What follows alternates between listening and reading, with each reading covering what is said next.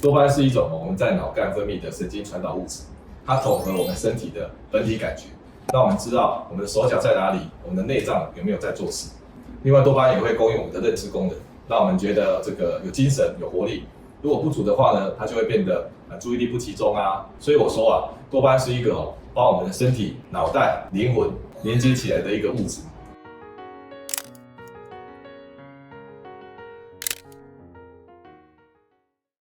嗨，大家好，我是方世清医师，我在未来健康研究院。今天跟各位分享很特别的问题：纯夜间的疑难杂症。有时候你要睡觉的时候，突然发现有人在拉你的脚，你突然觉得你的脚怎么都冷冷、热热的，摸起来也不冷不热。那小孩子呢，整个晚上滚来滚去的，从床头睡到床尾，然后一直磨牙。那有人晚上啊，一直讲梦话，然后手舞足蹈的，把这个所有秘密都讲出来。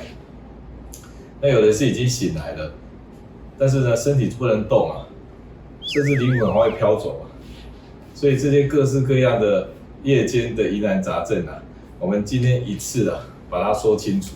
首先，这些问题啊，都跟多巴胺有点关系，或者是很有关系。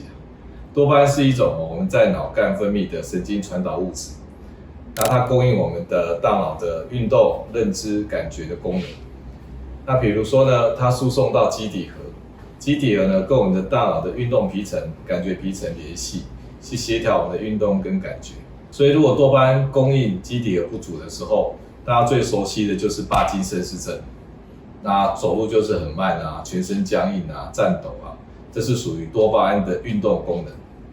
那多巴胺在这个基底也有扮演感觉功能，它统合我们身体的本体感觉，让我们知道我们的手脚在哪里，我们的内脏有没有在做事。另外，多巴胺也会供应我们的认知功能，让我们觉得这个有精神、有活力。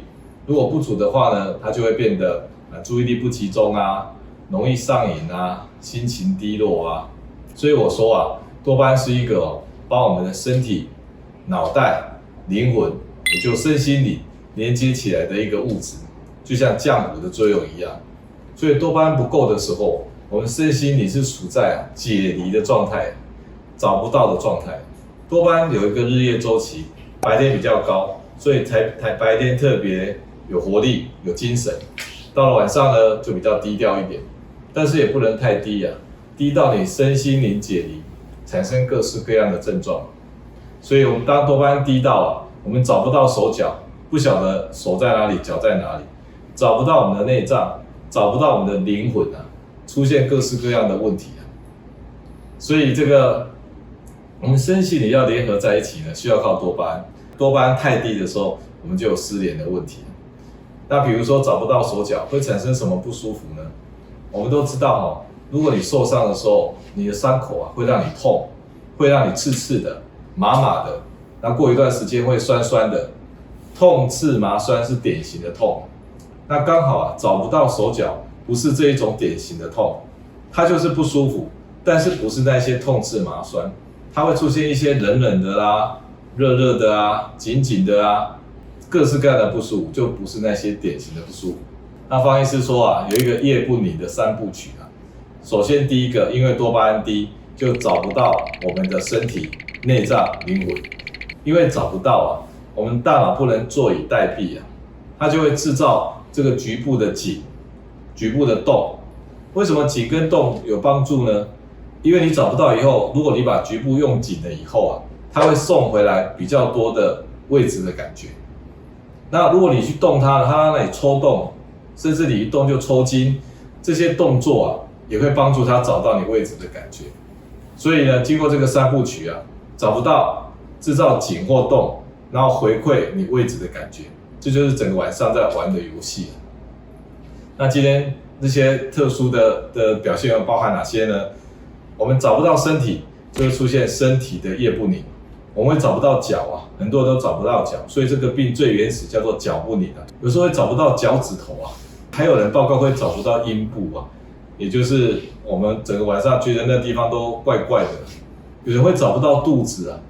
所以一个大老板呢，睡觉的时候都觉得他的裤子特别紧啊。那肚子不舒服呢，甚至有人一直去看病，做一大堆检查，那找不到原因。那有人找不到肩膀，找不到颈部，找不到头部，有人找不到颞颌关节。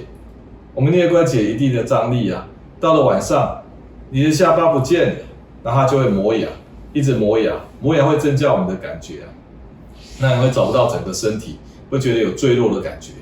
然后小孩子呢也会这样滚来滚去，从床头睡到床尾，这些奇奇怪怪的表现啊，就是找不到身体，所以这些属于身体的叶布林症候群。那内脏也会找不到吗？也是会哦。比如说膀胱，膀胱如果晚上找不到啊，你就一直觉得膀胱怪怪的，想要上个厕所，但事实上又没有什么尿，所以夜尿症哦，你可以分为真的尿很多的，每1-2个小时去上厕所，而且还真的尿很多。那有一种是真的每1-2个小时去上厕所，但是没什么尿的，所以这种没什么尿的夜尿症啊，可能是得到膀胱的叶布林症候群。那有人晚上啊肠胃也不舒服啊，这个一直想要吃东西啊，所以晚上一直想吃东西，是不是也可能是一种肠胃的叶布林症候群呢？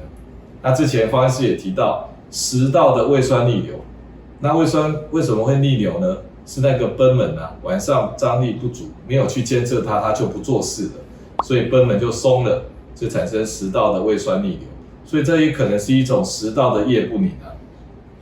那睡眠呼吸阻塞呢？为什么你在睡觉的时候，你的舌根、你的软腭会不做事、瘫软呢？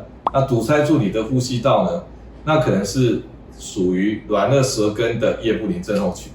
所以这些内脏的疾病啊，内脏的症状啊，在晚上才出来表现，白天不表现。甚至像腿抽筋，你说为什么白天不抽筋，晚上才抽筋呢？